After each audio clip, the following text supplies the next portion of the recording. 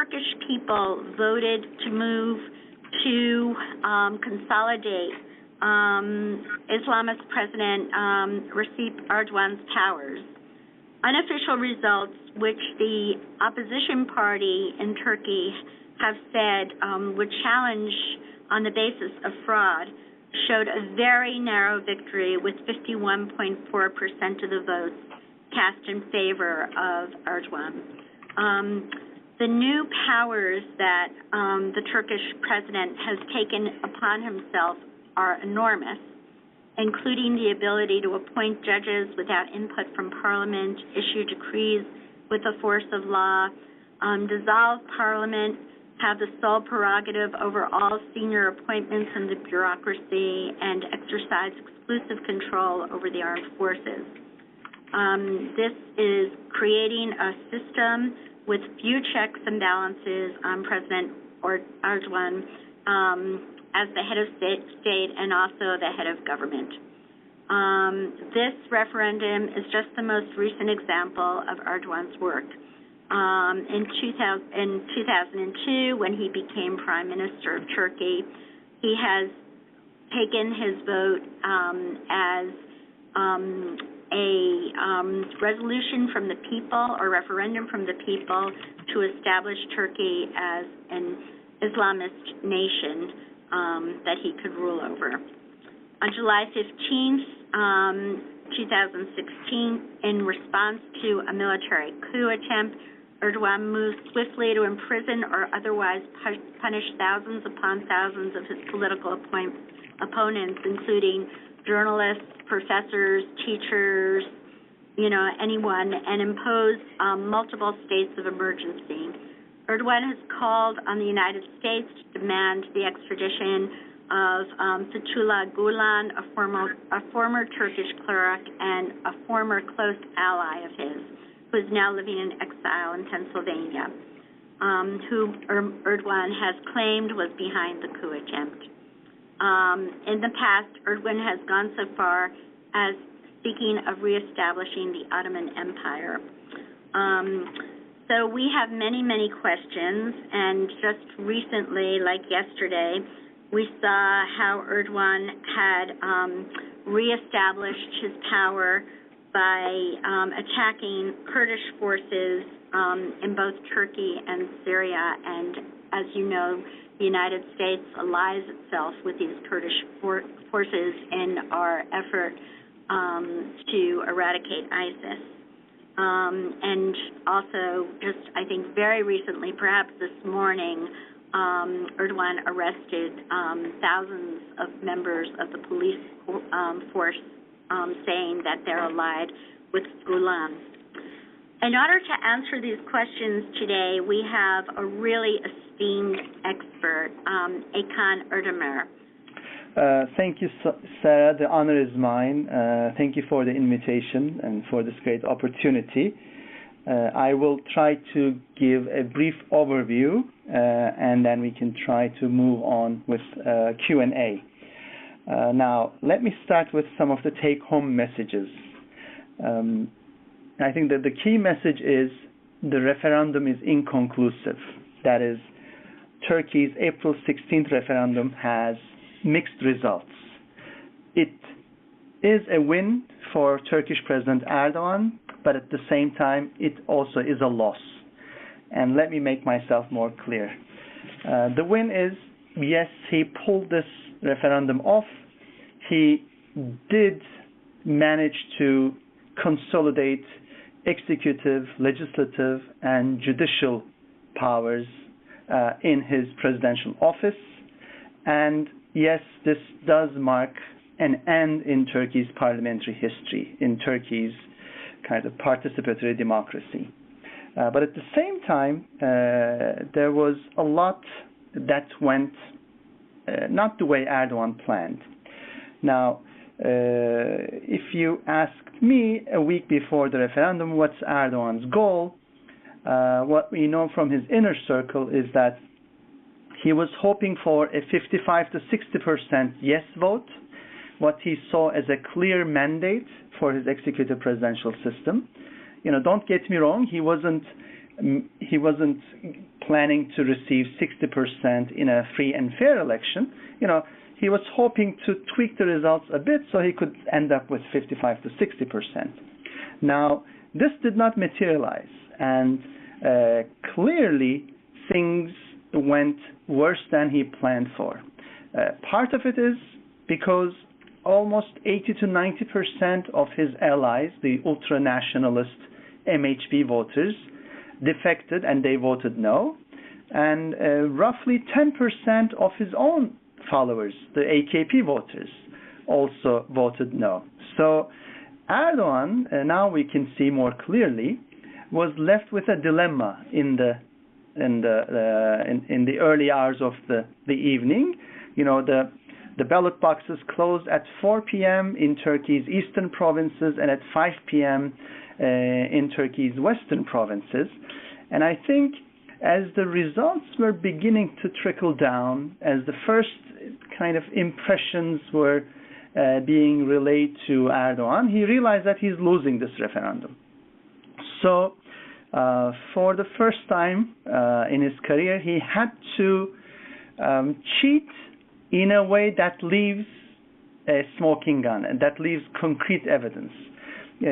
Almost an hour into the counting of the votes in the East, this is a little before 5 p.m., the Supreme Election Council, which is in charge of the elections in Turkey, had to issue a ruling, certainly a scandalous ruling, and first time in Turkish history in this manner, whereby they change the rules of counting.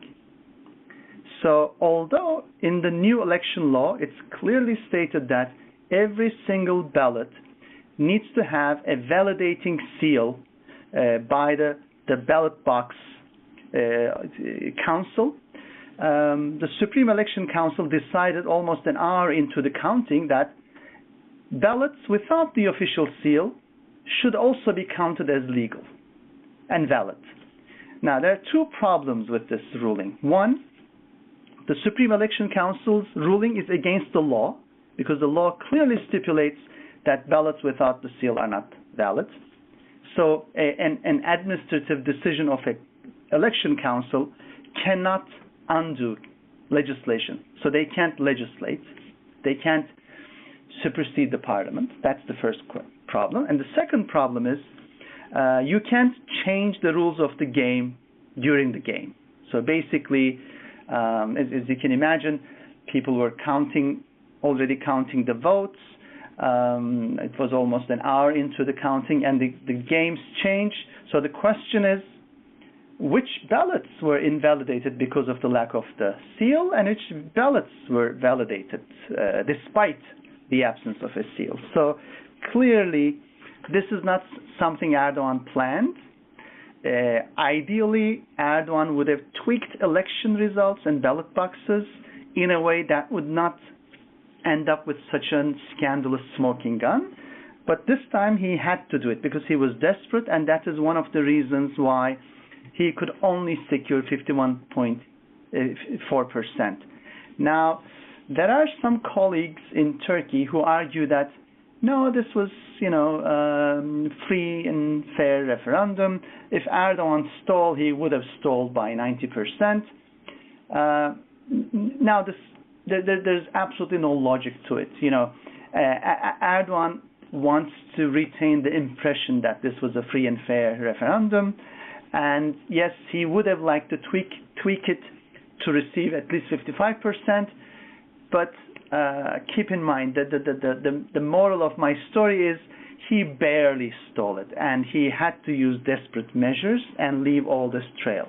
So from a historical point of view, this is indeed a very important transition, not only because Erdogan now has a new constitution that makes him legally, de jure one-man ruler of Turkey, but moreover, because of the electoral fraud, now Turkey has finalized its transition from what we call competitive authoritarian regime to a one-man rule. Now, competitive authoritarian regime is defined this is what Turkey used to be, a regime in which the authoritarian ruler has a slight possibility of losing elections to the opposition. The playing field is not level.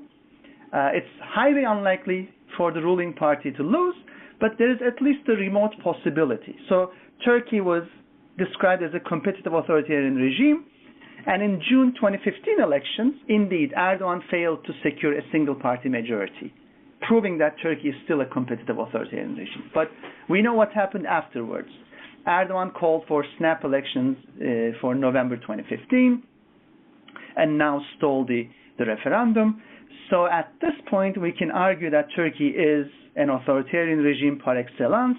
It is a one-man rule, and we no longer believe that the opposition has any fair opportunity to win either a general election or a referendum. So Turkey is dramatically altered by the referendum, and this is what I'm arguing. Now, to convince you that this was not free and fair, let me give you a few numbers and you can decide for your own. Now, in the campaign period, this was one of the most asymmetric campaigns ever. So most studies show that it was 95% of media coverage, billboards, state resources were behind the yes vote, and the opposition, the combined no vote opposition, had roughly 5% of the airtime of the campaign resources. For example, we have official figures from Turkey's what is supposed to be a bipartisan official news agency, the TRT, Turkish Radio Television, and Erdogan, AKP, Erdogan's party AKP, had 95% airtime, and the opposition combined had 5%, and this 95% does not account for Erdogan's airtime, because technically he was still an independent, impartial, bipartisan president. So this was a very uneven playing field, and still Erdogan failed, I would argue, to secure a majority in a fair manner. But now let's take a look at the counting. What are some of the concrete evidence we have that Erdogan stole this referendum?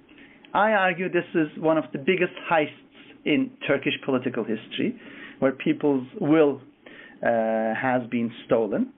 For example, independent ballot box monitoring organizations, for example, Vote and Beyond, Oy ve Ötesi, a very respectable Turkish independent organization. When we take a look at their monitoring efforts, we see that there were 2,397 ballot boxes where there were more votes than voters.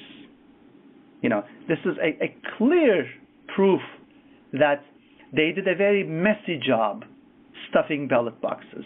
They stuffed more votes than voters into 2,397 ballot boxes, which is scandalous. There's worse to come. There are 960 ballot boxes, and your average Turkish ballot box has 350 voters registered. There are 960 ballot boxes which did not have a single no vote. So they stuffed these boxes in a way that they only had yes votes, which is not a smart way to do it, but it shows how desperate they were. And what evidence do we have that this does not reflect the actual will of that neighborhood or district? You might argue it can be a very homogeneous neighborhood, and maybe there wasn't really a single citizen who was against the vote. I have two arguments against that. One is, now when you think about the yes vote is basically Erdogan loyalists. When you take a look at the no vote is western and southern coasts, Kurdish majority provinces, urban industrial centers, Turkey's seculars, Turkey's left-leaning politicians and citizens, Turkey's environmentalists, feminists. So what I'm arguing is the yes vote is the no vote is a very broad coalition. It includes right and left, Sunni and Alevi, Turkish and Kurdish, men and women. So it is unthinkable that there isn't a single no vote in any of the Turkish ballot boxes. Second, we have social media footage and evidence where AKP loyalists, where Erdogan loyalists were acting with so much impunity, kind of with a culture of impunity, that they proudly advertise their ballot rigging and ballot stuffing. For example, in one of these 960 ballot boxes where there isn't a single no vote, we see an Erdogan loyalist with an kind of AK-47 rifle and arguing that, he is basically taking care of this ballot box. We have other video footage where people are stamping many yes votes ahead of the voting. We have another video footage which shows a village headman, an Erdogan loyalist, voting 5 different envelopes personally. So I think the numbers we have are just the tip of the iceberg, are just tip off the electoral fraud that took place. And this was also confirmed by international monitors. Organization for Security and Cooperation in Europe, OSCE, sent an international monitoring group comprised of members of the European Parliament, and their initial statement argued that this is neither free nor fair, and it wasn't level playing field, and there were all these breaches. Now, what was the Turkish government's response? In the pro-government media and by government officials, we have heard these ludicrous charges that the OSCE monitors, who happen to be members of the European Parliament, are either terrorists or terrorist sympathizers. So it's this classic dismissive attitude. Rather than engaging with criticism, we see a smear campaign, which is Erdogan's modus operandi at home, but now it's becoming his modus operandi in his relations with the Council of Europe, with the European Union, with OSCE, and also with the US and NATO. It's like smear your counterparts as terrorists. Now, what is the opposition doing? Just a brief overview of that. Both Turkey's pro-secular Republican People's Party, CHP, and Turkey's pro-Kurdish People's Democratic Party, HDP, appealed. They refused to recognize the referendum result. They made appeals to the Supreme Election Council. Now, unfortunately, the Supreme Election Council is comprised by members of high courts who are, for the most part, under Erdogan's tutelage. And the composition of the council has radically transformed over the last few years. So the appeal was rejected by a 10-1 vote, although almost all of Turkey's respectable jurists and legal scholars argued that this was a clear breach. The Supreme Election Council should have accepted the appeal, but they dare not go against Erdogan's will. Now, the main opposition party, CHP, took the decision to the Council of State, which is one of the high courts in Turkey. The appeal was again rejected by 4-1 vote. Now, CHP will appeal at the Council of State, but we know that that will also be futile. So the next step is Turkey's Constitutional Court, but there's a catch, because very conveniently for Erdogan, the law stipulates that the Supreme Election Council's decisions are final and they cannot be taken to higher courts. So the Constitutional Court, which is pretty much under Erdogan's tutelage at this point, will also rule along those lines and will declare itself not to have jurisdiction. So the Constitutional Court will probably respond saying, we have no jurisdiction over the Supreme Election Council, which leaves the European Court of Human Rights as the final option for Turkey's opposition. and already CHP has declared that it will use that option. But we should not be hopeful about that, because the European Court of Human Rights can find the opposition's claims legitimate, but they have little capacity to remedy what's happening, because Erdogan has already said what's done is done. So Erdogan is a man of fait accompli. So he doesn't care whether a decision comes in 3 months or 6 months or a year. He will have transformed Turkey's laws and institutions, and by that time he will have entrenched himself in his 1,150 room palace with his kind of inner circle of cronies and followers. Now, of course, there's a fallout from all these scandals. One came yesterday. This was a major turning point in Turkish political history.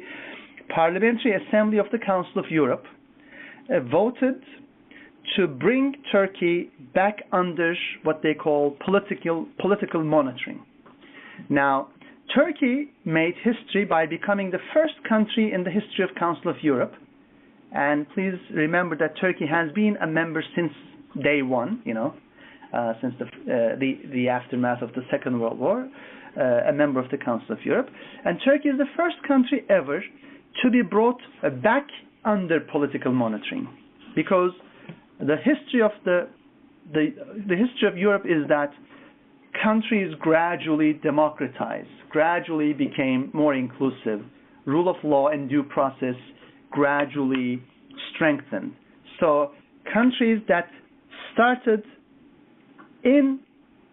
under political monitoring, these are countries with a problematic track record when it comes to democracy, rule of law, elections and stuff. They gradually improved, and they were finally removed from this monitoring list, which is pretty much a blacklist, a democratic blacklist. So Turkey was removed from that blacklist in 2004, but is now back in that blacklist. So this shows that Erdogan might pull his trick off within Turkey. He might transform his de facto presidential system into a de jure presidential system in Turkey, but he will have a very hard time convincing the free world that this was a free and fair referendum. And I think this will accelerate Turkey's descent into one-man rule at home, and furthermore, it will accelerate Turkey's pivot away from transatlantic values and alliance. So my prediction for the near future is we will see a turbulent times for Turkey-EU relations, for Turkey-US relations, for Turkey-Council of Europe relations, for Turkey-OSCE relations, and overall we will see the unmaking of Turkey's kind of secular, Western-oriented, democratic orientation, whether at home with institutions, with rule of law, or whether abroad with Turkey's drift away from Western institutions and alliance. And I think it would be safe to assume that this makes Turkey more susceptible, not only authoritarian trends at home, but also from the authoritarian bloc. Whether it's Russia, whether it's Iran, we will see a Turkey that would be more susceptible those kinds of influences. And so my conclusion for today is it is more important than ever to continue to engage Turkey,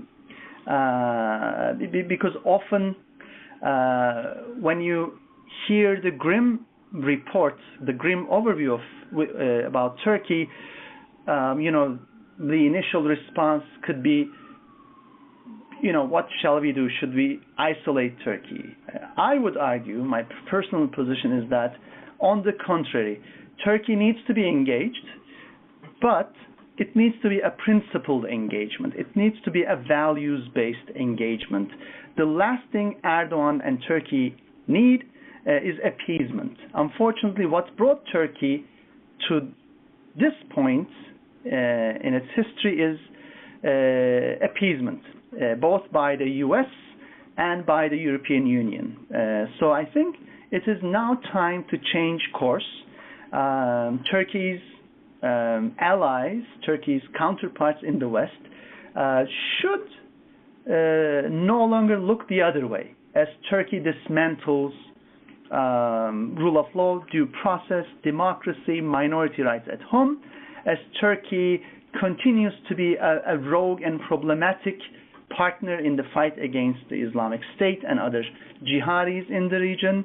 And I think it is time that Turkey's Western friends make clear what the rules, what the values are in all these transatlantic institutions.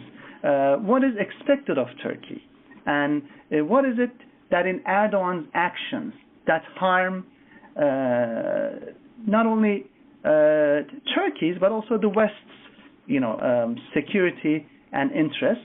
And I think it's time that we turn this lose-lose relationship between Turkey and its Western allies into a win-win relationship. And the only way to do that, my final comment, is by not only engaging Turkey at the official level, but also we need politician to politician, society to society, reaching out to Turkey's opposition. Turkey has a very vibrant, diverse opposition, whether it's Kurds or Turks, Sunnis or Alevis, left or right.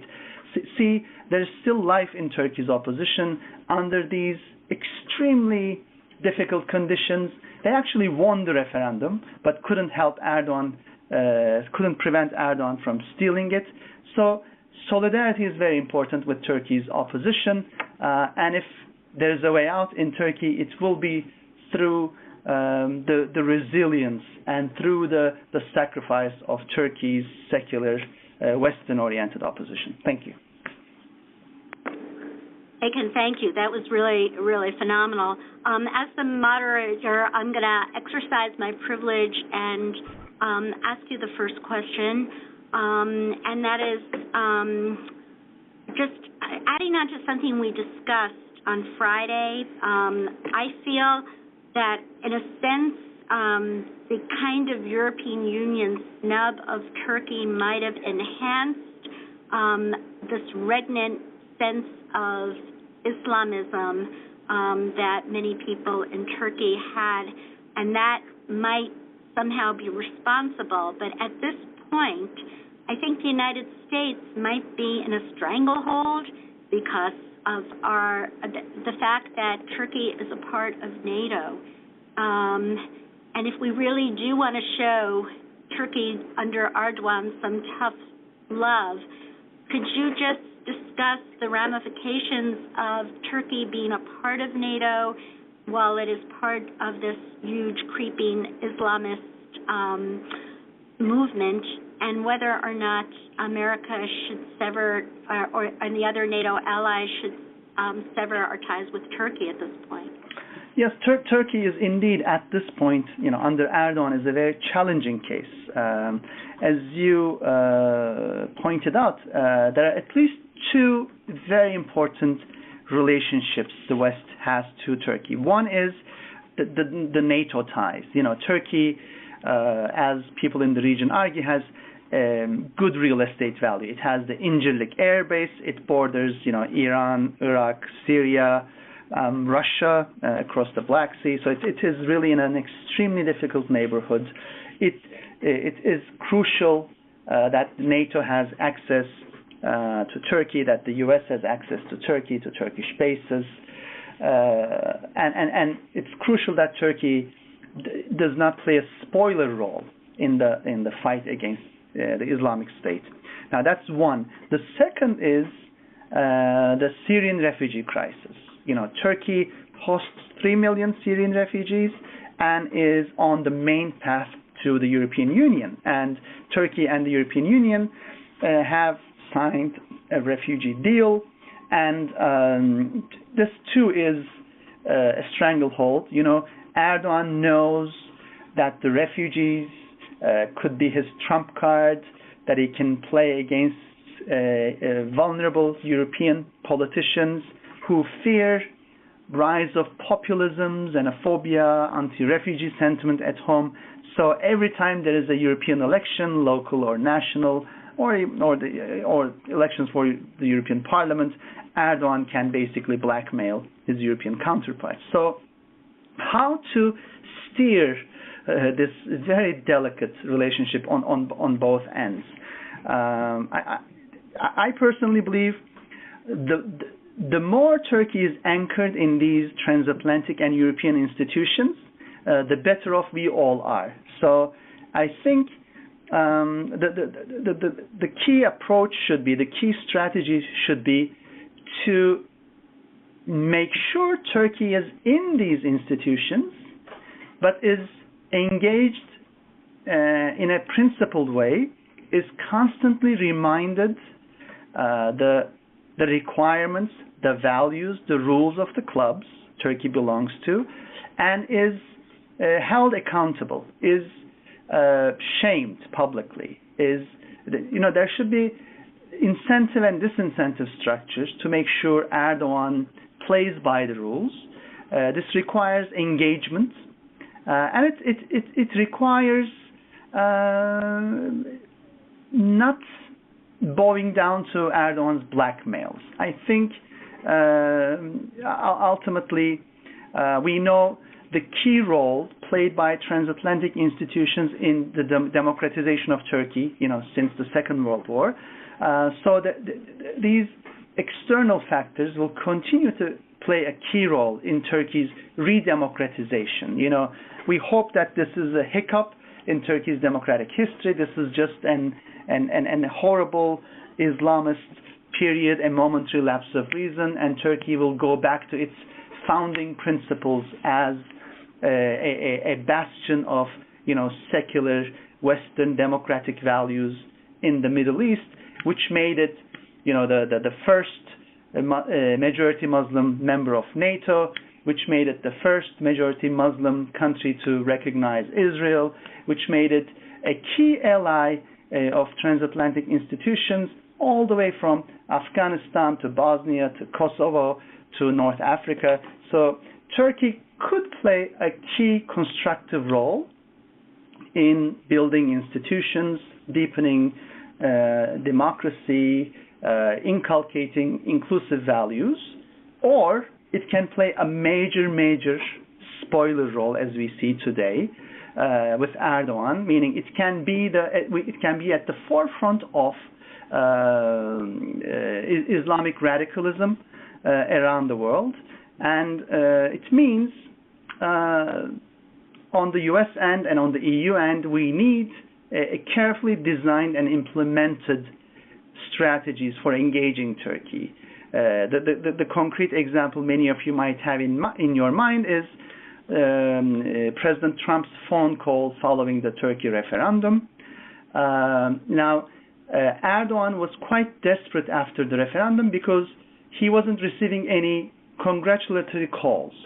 The only countries that called were, Qatar, Bahrain, Djibouti, and then there were two non-state actors with congratulatory messages, Hamas and Ahrar al-Sham, the Al-Qaeda affiliate in northern Syria. So this was a very embarrassing scene for Erdogan. European leaders were basically refraining from legitimizing Erdogan's stolen victory. And I think the U.S. State Department was more nuanced and careful in its initial response. And if I were President Trump, I would have used more strategic ambiguity. Rather than making my call a clear congratulatory call, I would use it as an opportunity to raise U.S. concerns about, electoral fraud, about polarization in Turkey. So I think using strategic ambiguity, sending mixed messages, using both carrots and sticks are the right way to engage Erdogan.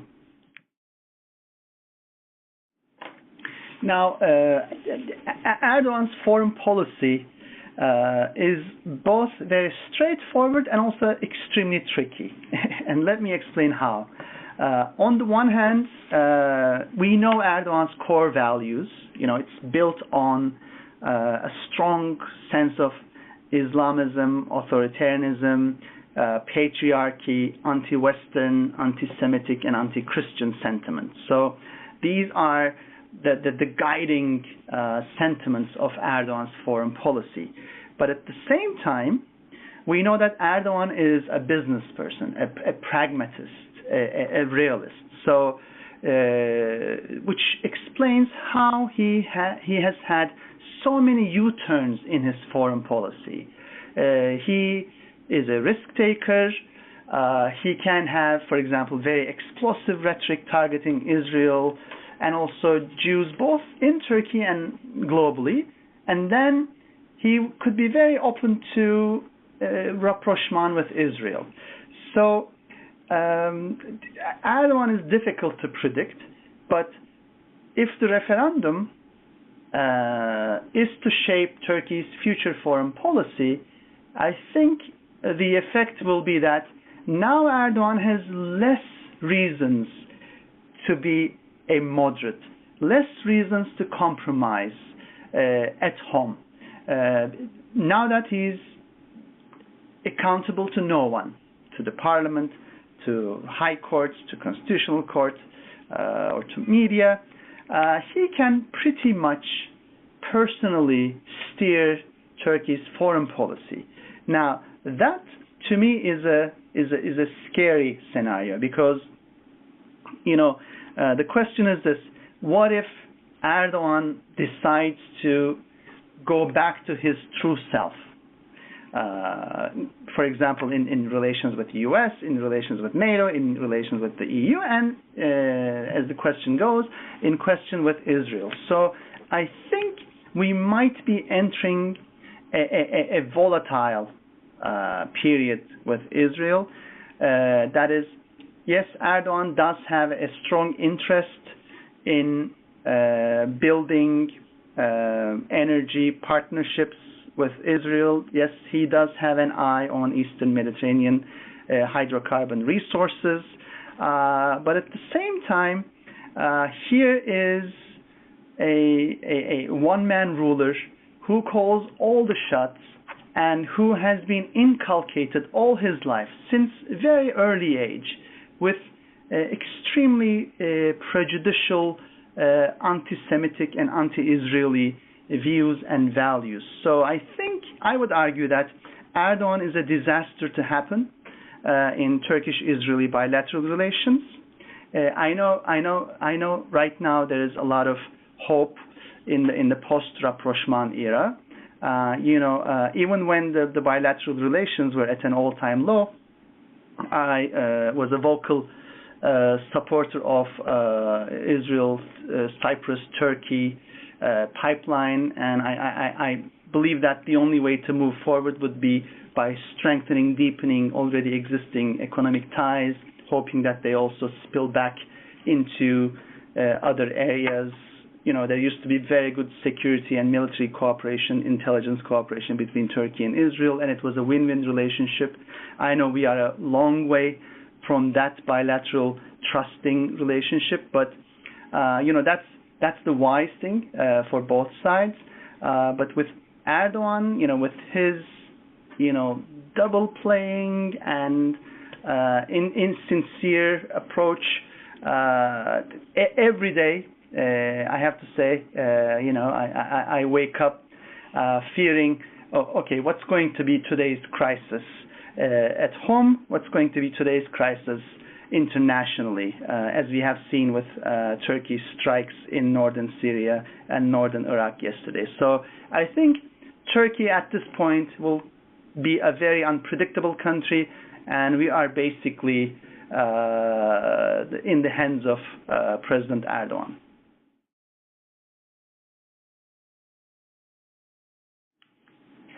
Now, this is indeed an extremely challenging issue in Turkey. Let me tell you where I come from, what my main interest as a former academic, former politician, also as an activist, is in Turkey.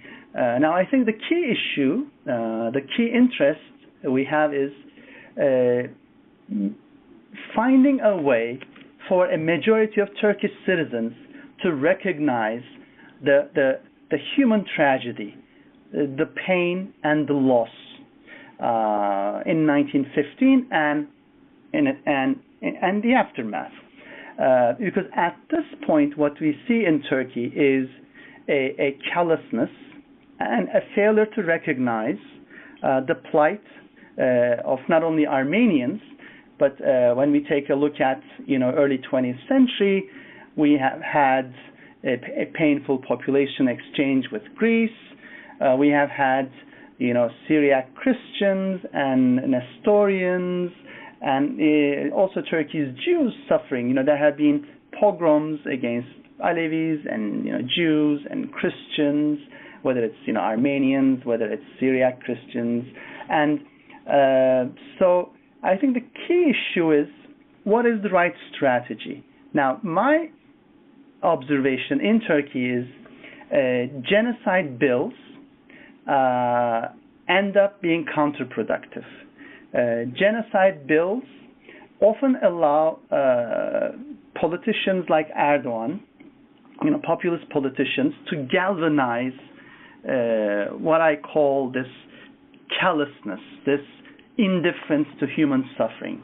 I think it is important that there is a more productive framing of the whole issue.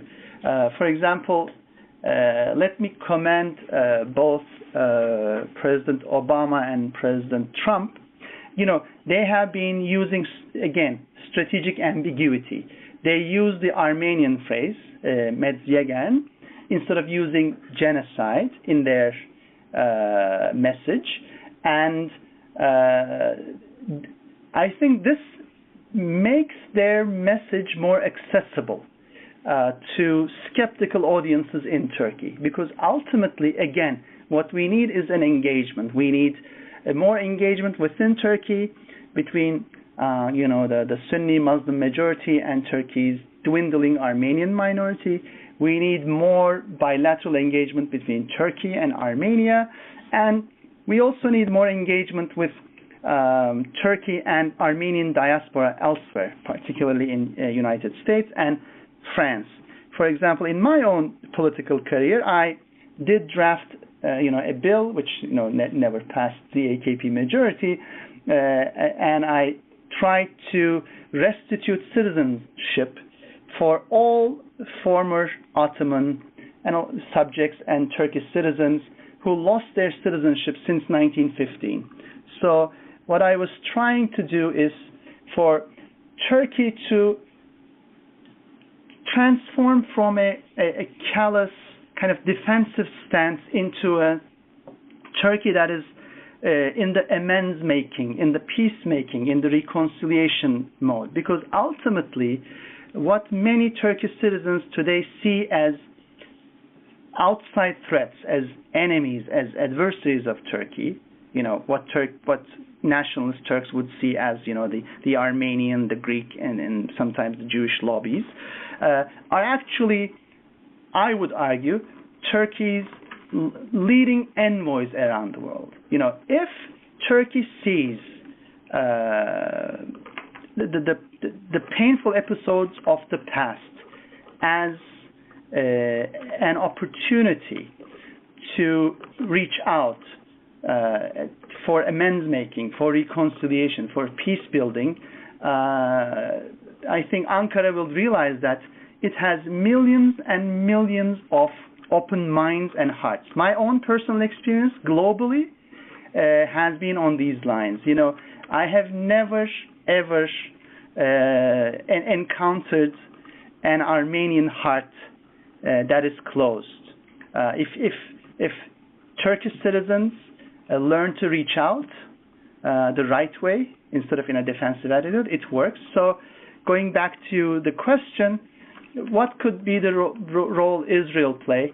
I think a genocide bill would simply contribute to the ongoing kind of rhetorical polemics and closing of minds and hearts. I think it's more important to facilitate and strengthen and open up new dialogue channels and engagement opportunities.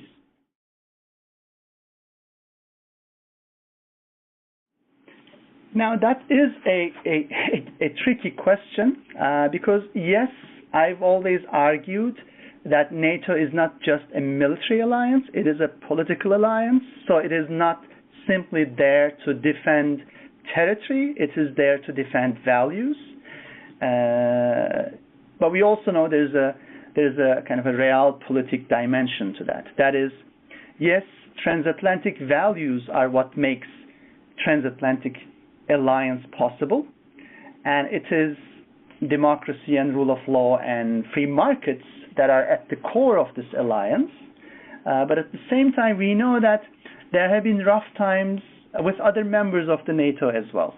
And NATO's overall, for example, NATO does not even have a well spelled out formal mechanism of expelling members or allies. So, and as we have seen before, NATO does have a high tolerance of members falling, into authoritarianism or kind of members backtracking from democratic norms.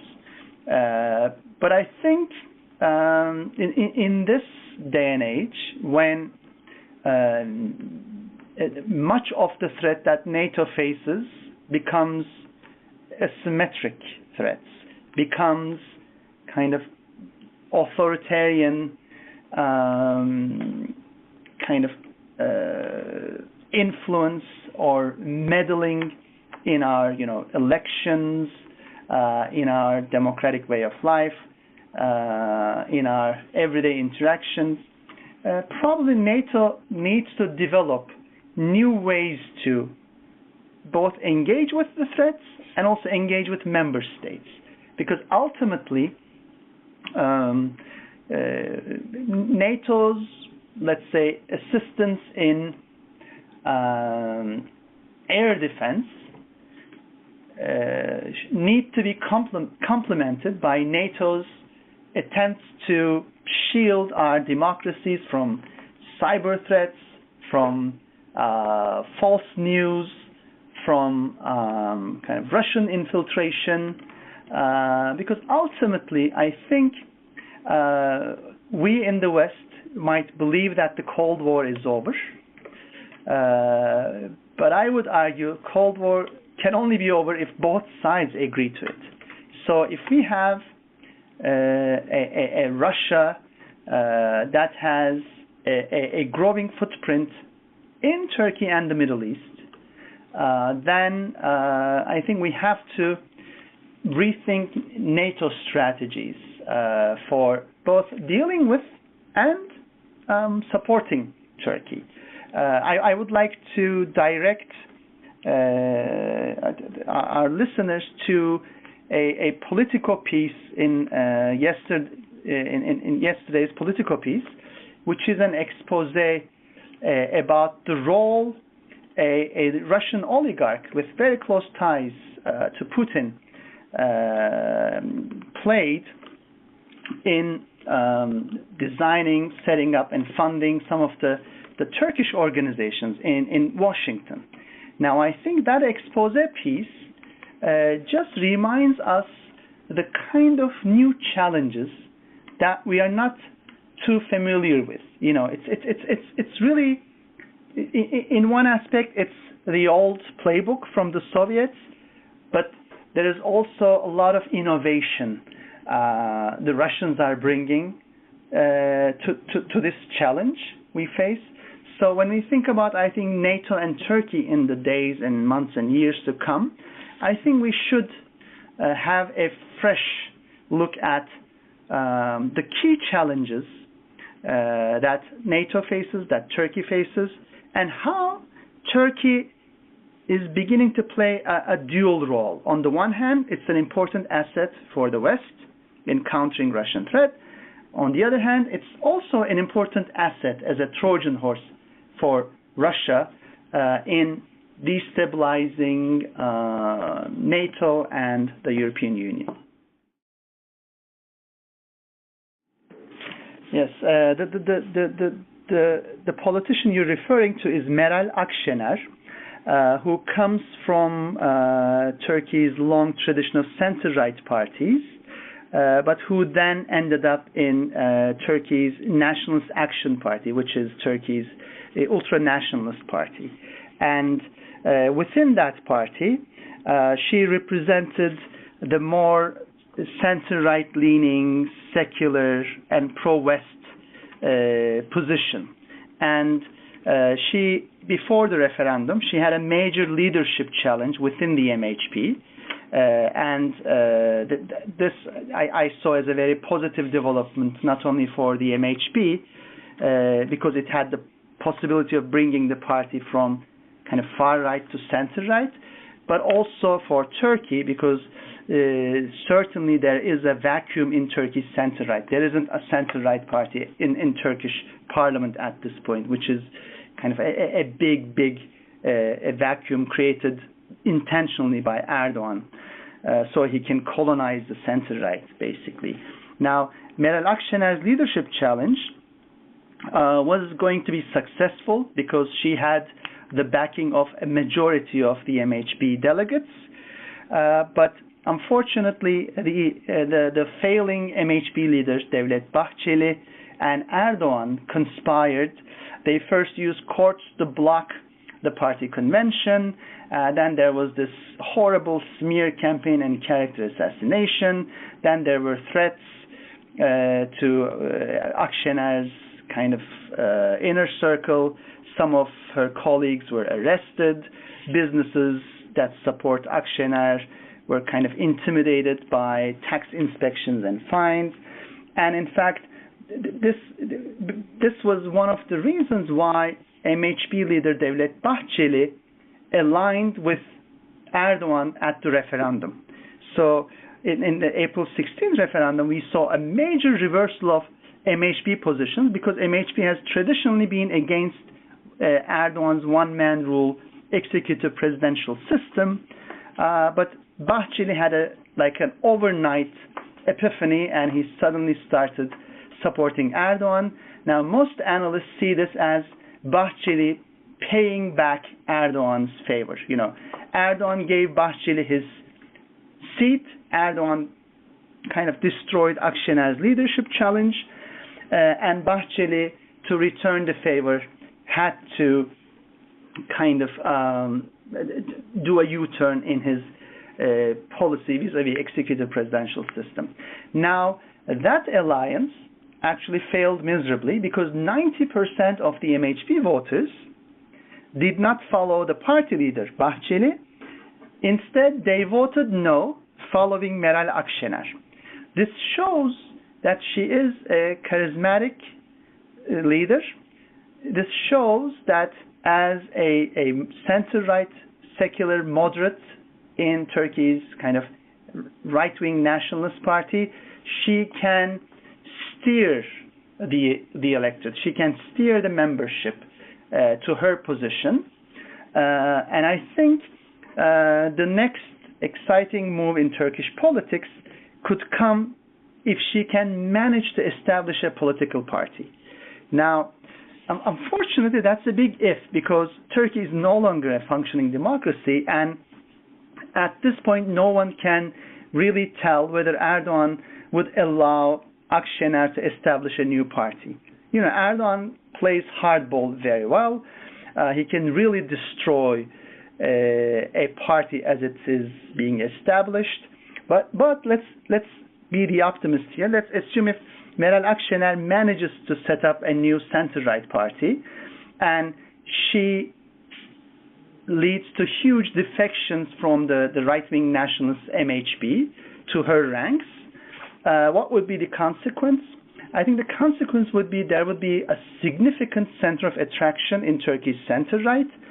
Many of Turkey's center-right voters who are taken hostage by Erdogan, or who have taken refuge in the pro-secular, center-left Republican People's Party would finally find a home. They would go back to this new center-right party, and this new party could be the voice of Turkey's kind of more, what I would call moderate, center-right, pro-West, secular conservatism.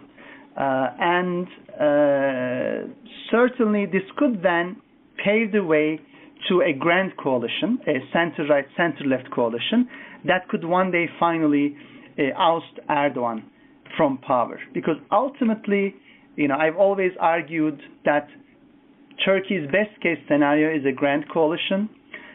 Turkey needs to learn to compromise, needs to learn to find common denominators, and unless Turkey's center-left and center-right, with well-articulated positions, come together, build a secular, pro-West, democratic common ground, it's bad news for Turkey's politics, democracy, diplomacy, and economy. So let's keep our fingers crossed that Meral Akşener succeeds and becomes one of the moderating forces in Turkish politics.